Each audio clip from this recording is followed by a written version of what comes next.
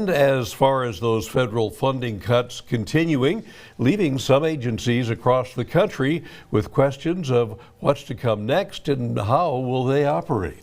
A lot of questions, including those from the U.S. Department of Agriculture, which recently made cuts to its Rural Development Department, affecting citizens and communities with a population of less than 20,000 people, including many towns around here. KTAB's Mariah Williams explaining the impact of some Big Country and Heartland residents.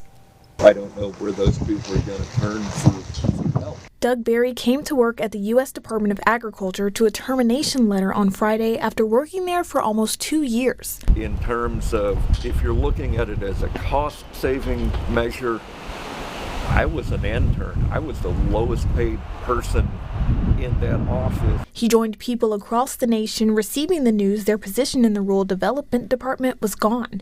But their services, Berry said, are crucial to smaller communities. When you get into the really small towns, Roby, Rotan, Aspermont, it's hard to get funding to do anything, and that's where I think rural developments, community facilities, and community projects come in.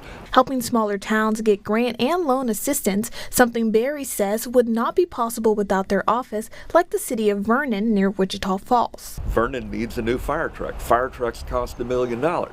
That's where funding from the federal government helps tremendously, and that's the kind of thing I fear that if you don't get your fire truck, your insurance rates go through the roof, and then the people will move to bigger towns. He says he is using his voice to encourage citizens to ask the hard questions to legislators. I fear for the communities around here who have relied on rural development because Buffalo Gap has a big water project in the works that hasn't been approved yet, and if RD's firing a bunch of his folks, how many of these projects are going to get killed? Reporting in Abilene with coverage you can count on, I'm Mariah Williams, KTAB.